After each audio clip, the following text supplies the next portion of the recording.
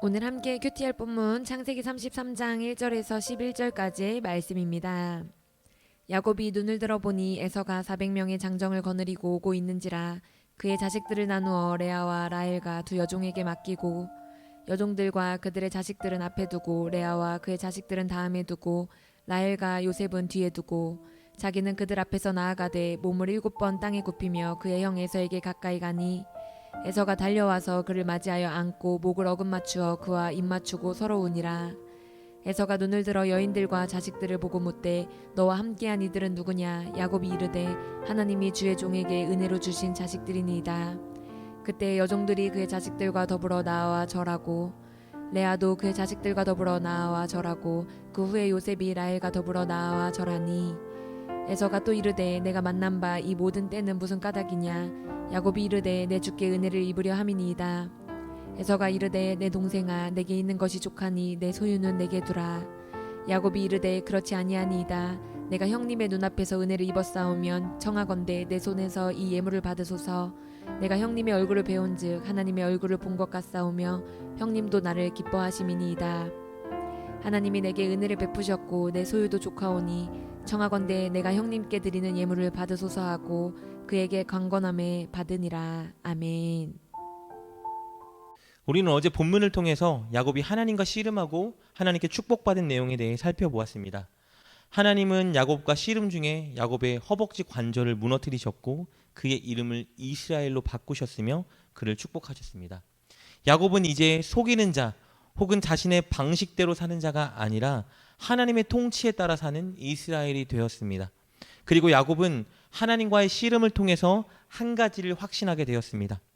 하나님과의 씨름에서도 하나님께서 자신을 살려주신 그 사실을 통해서 형 에서와의 만남에서도 하나님께서 자신을 지켜 보호해 주시고 살려주실 것이라는 확신을 갖게 되었습니다.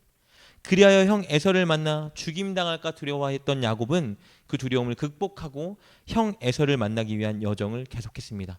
그리고 마침내 저 멀리 형 에서가 장정 400명을 거느리고 자신을 향해 오는 곳을 목격했습니다. 야곱은 브니엘에서 만났던 하나님의 도움을 확신하고 그의 종과 가족들 앞으로 나아가 형을 맞이합니다. 3절 말씀입니다. 자기는 그들 앞에서 나아가되 몸을 7번 땅에 굽히며 그의 형 에서에게 가까이 가니 야곱은 멀리서 형을 보자마자 몸을 7번 땅에 굽혀 절하며 형을 맞이했습니다. 여기서 몸을 7번 굽히는 행동은 두 가지 의미를 가지고 있습니다. 첫째, 에서가 자신보다 훨씬 더 높은 권세와 권위를 가졌다는 것을 인정하는 행위입니다. 당시 사람들은 왕이나 점령자들에게 예의를 갖추며 먼 발치에서 7번 절하며 나아가곤 했습니다. 이렇게 높은 군주에게나 하는 행위를 야곱이 에서에게 했다는 것은 에서가 자신보다 훨씬 더 높은 권세를 가졌음을 인정하고 추켜 세워주는 행동입니다. 그리고 7번 땅에 몸을 굽혀 절하는 행위가 가진 두 번째 의미는 사죄의 의미입니다. 야곱은 과거 자신이 에서를 속이고 그의 복을 빼앗은 기만적인 행위를 사죄하려는 의도로 용서해달라는 의미를 담아 절하고 있는 것입니다. 이런 야곱을 본 에서는 야곱이 생각하지 못한 반응으로 야곱을 맞이합니다. 4절 말씀입니다. 에서가 달려와서 그를 맞이하여 안고 목을 어긋맞추며 그와 입맞추고 서로 우니라. 야곱은 에서를 만나기 전에 에서가 자신에 대해 여전히 분노심과 적대감을 가지고 있으며 자신을 해할 것이라 생각했습니다. 그런데 그와는 완전히 다르게 에서는 야곱을 보자마자 달려와 야곱을 안았고 그와 입맞추고 눈물을 흘렸습니다. 에서는 이미 야곱을 용서하고 있었던 겁니다.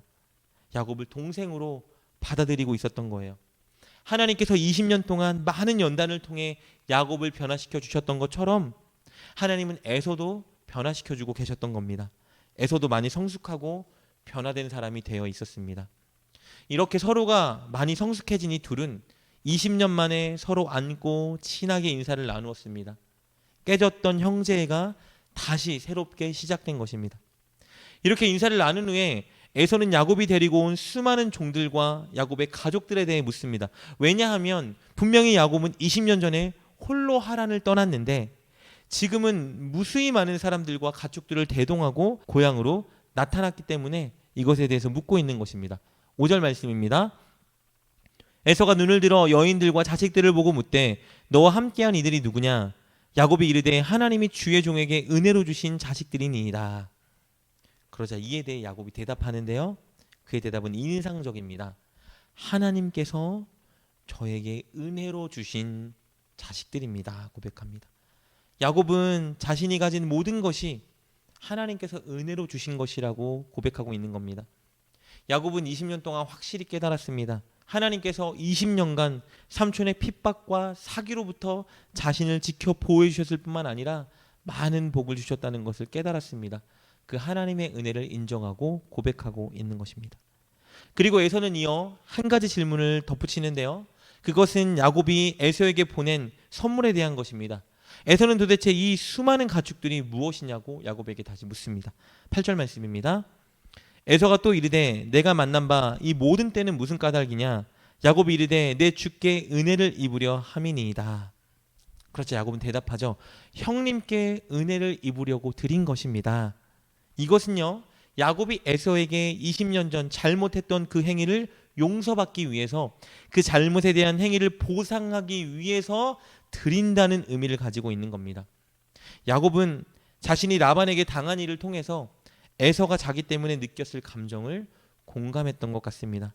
지난날 야곱의 죄로 인해 에서가 얼마나 많이 심적으로 고통당했는지 이해하고 있었을 것입니다.